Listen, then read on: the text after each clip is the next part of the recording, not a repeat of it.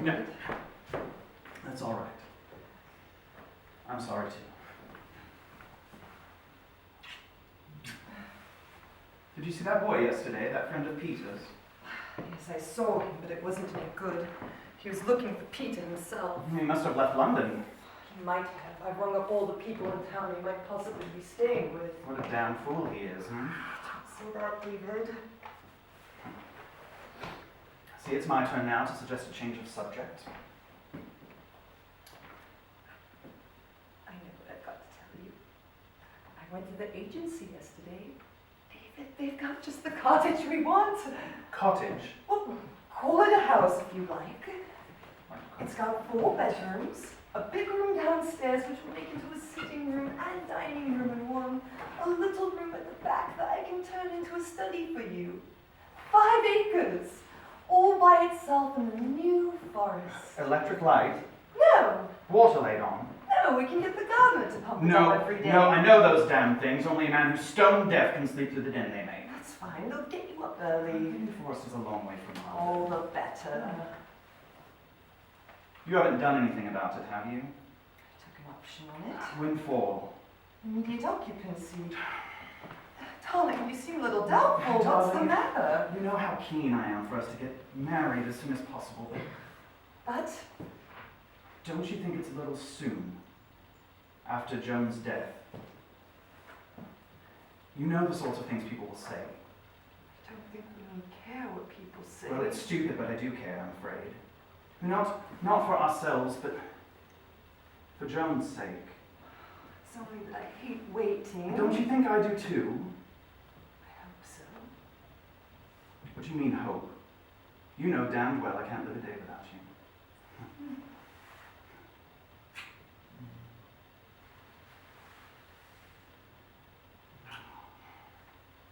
So, are you coming round tonight, or are we going somewhere? I'm leaving you alone tonight, so you can get started on the No, you are not leaving me alone again tonight. Oh, yes, I am. I'm not going to have you using me as an excuse for not working. Yeah, I don't need an excuse for not working. If you don't come round tonight, I shall do the crossword with Miss Potter, as I did last night. Oh, David, I'd be so much happier if you could just keep your promise to me and really start to do some work. There'll be plenty of time for me to study Monsieur Talleyrand when I'm in this horrible little cottage. What's it called, by the way? Rose Cottage. I feared as much. Why don't we just call it Honeysuckle House, shall we? Just leave the roses to go round the door. So where should we go tonight, Joseph's? We're not having dinner, David. I told you we're going to go see the... No, why don't I meet you at Joseph's at 7:30, and then we will see the Garbo, if you like. All right, damn you. Should I ask Miss Potter to come along? If I have any brilliant thoughts about Talleyrand over dinner, she can take them down. I'll take them down. I'm getting quite jealous of Miss Potter. Oh, really? She has a peculiar gleam in her eye when she looks at you. Oh, Moya's giving a party tonight. She's asked us both. What do you think? Shall we go by before dinner? It could be quite fun. David. What's the matter? I know what I think of Miss Moya. Nothing to what I think of her. Still, her parties are usually quite gay. Well, you can go if you like, but I promise you nothing about that will get me there. Oh. All right.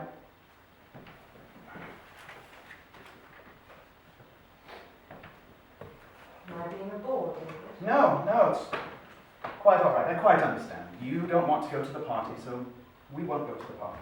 Why don't you go by yourself? Maybe I will. I'll see how I feel. I'd rather you didn't. Then why did you suggest it? I suppose I was being unselfish. Honestly, David, I'd rather you didn't have anything more to do with that crowd. You can't touch pitch without being defiled, eh? Don't be silly. That's what you meant, though, isn't You know it? perfectly well what I meant. Why don't we just change the Are subject? you going to the party? No! Since you feel so strongly about it, the whole thing seems supremely unimportant anyway. Does it, David? Yes. Seems to me rather important. Come in! Peter! I let myself in with my key. I hope you don't mind. Peter, you are a little fool. Where on earth have you been hiding yourself? Stayed with Pat Morris for a bit, and then I got some digs in Hammersmith. It's awfully good to see you, Peter. Hello, David. Pat Morris, of all people. I thought of everybody else, but not of him. How are you, Peter? Are you well? Have you been all right? Yes, thank you. You look half-starved. I don't believe you've been eating. I'm all right. Peter, why don't you sit down, have No, some I tea? can't stay. I want to talk to you alone. Can't. I'd rather not. That's all right. I'll go. I should be very angry with you, Peter. You don't know what a time I've had running all over London looking for you. I don't see why you should have been worried about me. Don't you? Really, there was never any need to run away, you know. Let's meet tomorrow, shall we? What about lunch? Come and pick me up at my house at about 1? I've got lots to talk to you about. Tell me about Pat Morris. Is he still as red as ever? Well, he's pretty violent about things at the moment. I don't blame him. Has he converted you, Peter? Or are you still just mildly I pink? don't know. I don't think I'm anything at all. You've got to be something just at this moment. You can't just stand back and watch the bombs drop. Let's postpone the political discussion, shall we? I think Peter wants to talk to me. Yes, I must go. Goodbye, Peter. Remember our date tomorrow and don't run away again, will you? Goodbye, David.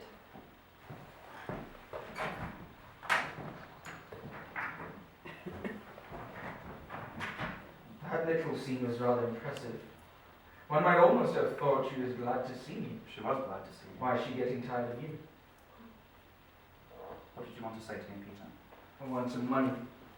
Oh, is that why you came back? You didn't think this was a social call, did you? Well, I hope perhaps you might have forgiven me now, after all this time. After all this time? What is it, 6 months? Anyway, I've got nothing to forgive.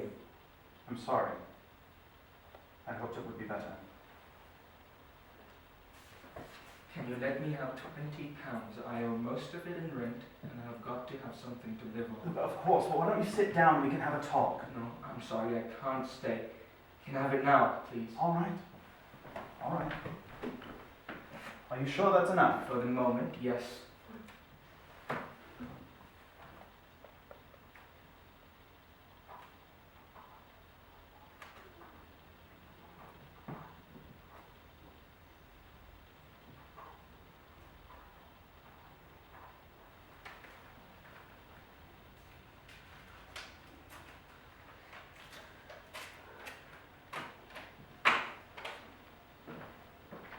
I know a man at the Exchange Telegraph. He says that they want young men who can type and who don't mind night work. I thought of you, but of course I couldn't get in touch with you. How much do they pay? Practically nothing to start out, but it's a career that can apparently grow into something quite good in the future. The future?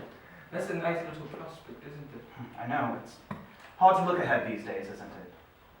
Still, I don't think it's worth giving up a good job just because one's afraid of what's going to happen. That sentiment comes a little strangely from you, if you don't mind my saying so. Yes, I suppose it does. Still, about you, I mean it. Thank you, but I don't think I'll take that job all the same. Oh, have you anything else in mind? No. What are you going to do? I don't know. Doesn't seem to matter. What's happened to you, Peter? I've grown up with it, that's all. You told me to grow up the last time I saw you. Do you remember?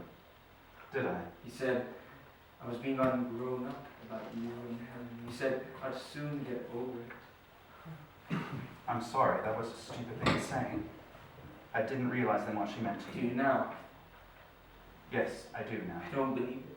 You've never had any real feeling for anybody in your life. You don't know what it is to need somebody. Yes, I do. Anyway, I'm not crying. Possibly you're right. I may get over it one day. Thanks for this. Goodbye.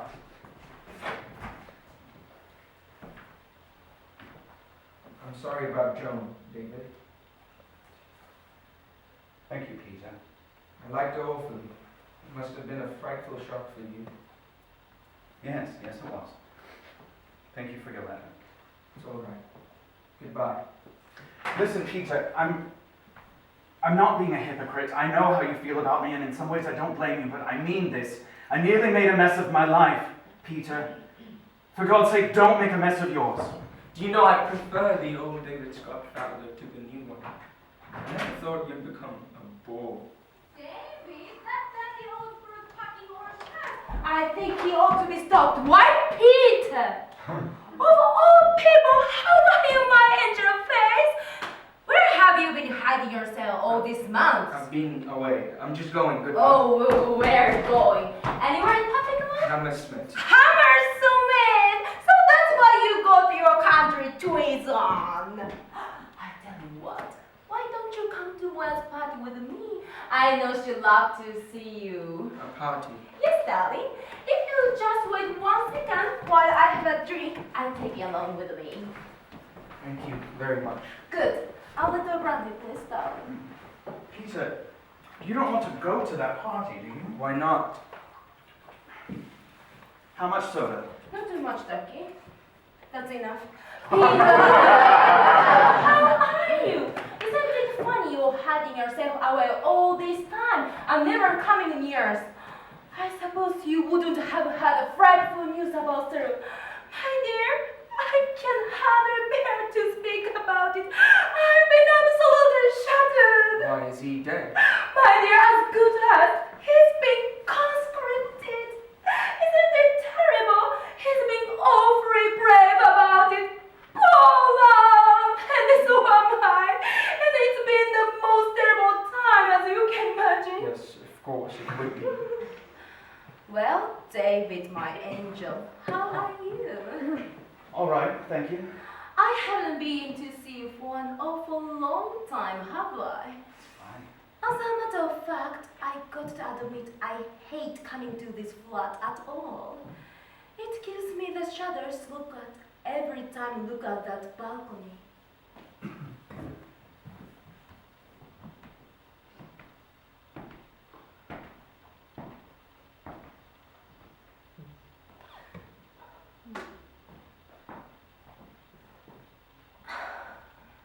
Poor John. Life isn't the same without her. She was such fun. Shut up, Julia, do you mind? I know just how you feel about it, Ducky. We all do. Anyway, there's one consolation, isn't there? She could have known anything about it for a second. It must have been just like the party years ago when Johnny Benson fell over the balustrade. Shut up, Julia, do you hear me? Shut up. Oh, my dear, I'm so sorry. I wouldn't upset you for the world. Well, we better be going, Peter. Goodbye, darling. You are coming to Moyer's, aren't you? No. No, I think you should. It's going to be a good party.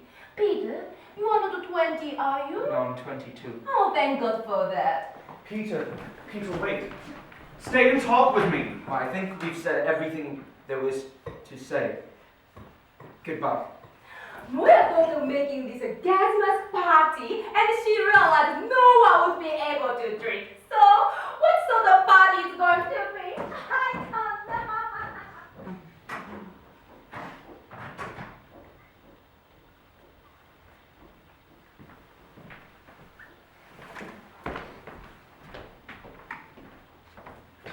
Peter's just been here.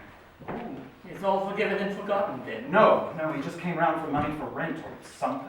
Oh, poor little Peter. How he must have hated doing that. He's changed, John. He's lost all the drive and enthusiasm he used to have. I'm delighted to hear it. He's quite apathetic just now. I don't even think he hates me anymore. Oh, apathy is another word for contentment. Peter's lucky if he can achieve it without this. Turned down a job, too. Did he now? I always knew there was some good in that boy. Cut the wisecracks, John. I'm worried. Why? I don't want him to make a mess of his life. Did you tell him so? Yes, That was tactful, I must say. but I'm his guardian. That makes it worse, if anything. If I were your guardian, it wouldn't give me the right to hit you hard over the head with a bottle and then reprove you sternly for looking dazed. Meaning I'm responsible? Well, aren't you? I suppose I am. Still, I don't know what the hell I'm to do about it. Do you really want to do something about it? Yes, I do. Well, then it shouldn't be that difficult. Why? What can I do? Do you really want me to tell you? Yes, certainly. Give up Helen. I said to cut the wisecracks. You know, the awful thing about being a wisecracker is that when you say something serious, people still think it's a wisecrack. You couldn't have meant that remark seriously. Certainly I did. It seems to me after due consideration the only possible solution. Listen, John, I don't want to be rude to you because you're about to leave in a few minutes. But has it escaped your notice that Helen and I happen to be in love with one another? Yes, I have noticed that. Do you think I would sacrifice that for Peter, or anybody in the world? Or that Helen would either? Helen needn't be consulted. You can fade away into the distance, romantically, like Sidney Carton. Need I remind you that Sidney Cotton killed himself? Well, the idea's yours for what it's worth. You're not drunk, are you? Not yet. Did you really mean that? Giving up Helen is a serious suggestion. A perfectly serious suggestion. Listen, John. If you were being slowly tortured to death, and I saw that the only way I could save your life was to give up Helen, I wouldn't do it. I wouldn't do it for you. I wouldn't do it for anybody in the world. Not even for Helen? What? I said, wouldn't you make that sacrifice even for Helen? If you're not drunk, you're mad. I think if you won't give up Helen for Peter's sake, you should give her up for her own sake. Of course, I admit it's nothing to do with me. Are you trying to tell me that Helen isn't in love with me? No, I'm not. She's in love with you, all right, and you're in love with her. The only difference is that in a year's time, she'll be even more in love with you than she is now, and you'll undoubtedly hate her like hell. What the hell's that supposed to mean? Just this, that you already hate her. You hate her already. I've watched you this last month. Oh, our quarrels don't mean anything. They mean just this, that you've already started to resent her managing your life. Yes, it's an attempt to change my life. It's like giving up drinking. It makes one peevish and nervy, but I want to do it. Even if I do resent her a little, sometimes. David, you're not talking to Helen now. You don't have to put on that act with me. It's not an act. You know damn well it's an act. Look at yourself clearly for once, will you? Honestly and truthfully tell me, do you think you'll be happy living in the country with an earnest little schoolgirl sitting on your head forcing you to work 10 hours a day? Yes, I do. I admit I may fail, but at least I will have tried. There's no harm in trying. No, there's no harm at all. Just a few boring weeks in a cottage for you. You'll forget that once you get back to London and start to lead your old life again. Are you saying that I'm too weak to go through with it? My dear David, I don't think. I know you are. Supposing I am too weak. Supposing I do come back, that at least I will have tried to adapt myself to her life, and she'll just have to adapt herself to mine. Yes, you will have tried, and Helen will try. And you'll kill her as surely as you killed John. God damn you! God damn you, Then John! you know he'll kill. Get out! Get out of here!